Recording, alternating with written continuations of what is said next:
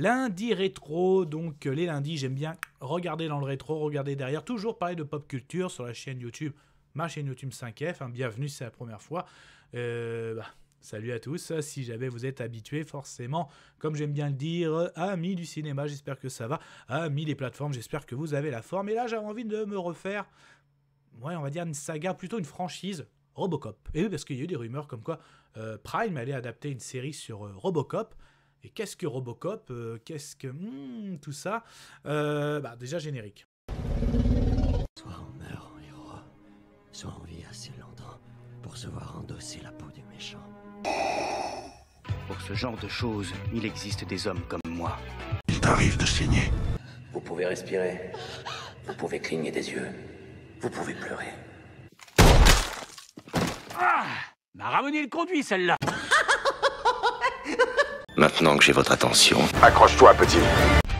Donc ça a été dit, on va parler de Robocop. Robocop, il y a eu des séries, il y a eu des séries d'animation, il y a eu une trilogie, il y a eu même un remake.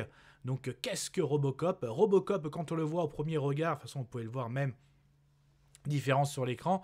Oui, mi-homme, mi-machine, donc qui est là, c'est un policier, mi-homme, mi-machine, qui est là pour faire respecter la loi avec ses atouts de cyborg, de machine. En gros, un super-héros. Ouais, c'est un petit peu ça. Donc là, on est bien dans la science-fiction, déjà, pour créer mi-homme, mi-machine. Mais c'est bien plus que ça. Donc, moi, par exemple, quand on me dit Robocop, quelle est la première chose qui me vient en tête ? La scène la plus terrible au niveau exécution d'un policier. Oui, parce qu'en fait, on suit notre policier Murphy, donc dans une ville qui est plus que crasseuse, violente, où la violence a vraiment pris le dessus, la population est même submergée. Et là, à un moment, nous avons notre Murphy qui se fait, avant de dire exécuté, mais torturé. Alors, je vous revois la scène où il se fait exploser. Je crois que c'est un fusil à pompe. La main se fait exploser. Après, tout le monde s'acharne sur lui. Il lui tire je ne sais plus combien de balles. Et en fait, il arrive, oui, cliniquement mort, mais vu qu'il y a une opération, justement, c'est là qu'on va créer le fameux Robocop, mi-homme, mi-machine, ce cyborg, et donc là, justement, qui va devenir le super flic. Donc c'est pour ça qu'à la fois, on est dans de la science-fiction, c'est aussi une sorte de polar et thriller, donc il y a tout ça, et c'était vraiment ce qu'il faisait. Je rappelle aussi, dans les années 80, on avait aussi Terminator, donc là, Robocop, on était vraiment sur la robotique, même si après, on avait le fameux débat entre la machine, l'homme, la machine, mi-homme, mi-machine. Il y a tout ça qui est mis en avant. Même s'il y a quand même des phases humoristiques, parce qu'à la fin, quand il se met à combattre le gros robot, moi j'ai encore la scène où le robot il est super puissant, super sophistiqué, mais on va dire qu'un escalier lui fait perdre ses moyens.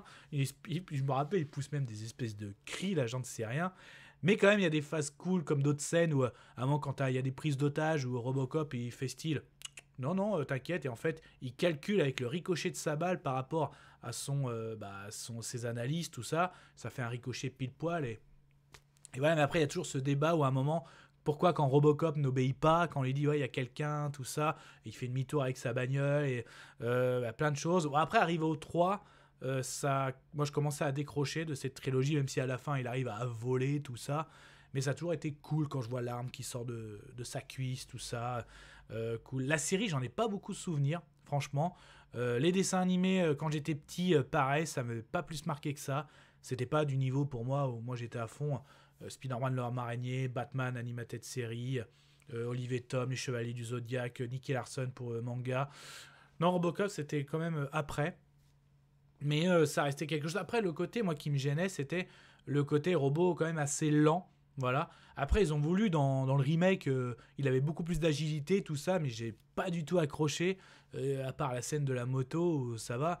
Non, j'ai pas du tout accroché, même si à un moment, il disait qu'il mettait bien en avant, voilà, grâce justement au robot, on a pu détecter, c'est comme ça, quand on présente Robocop à la foule, il détecte tout de suite quelqu'un qui était fiché, qui était recherché.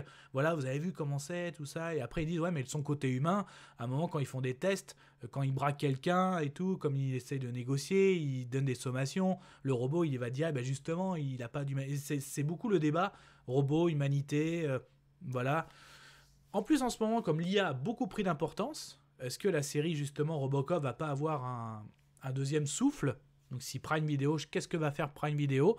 Donc, c'est intéressant. Pour moi, Robocop reste une référence. dans la pop culture, dans la science-fiction. Donc c'est pour ça, j'avais envie de vous en parler. Qu'est-ce que vous en pensez justement?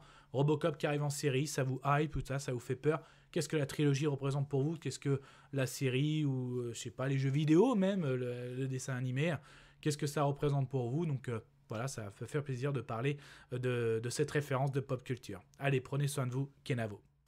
Je vous souhaite une agréable soirée. Désolé pour le bordel. Au revoir.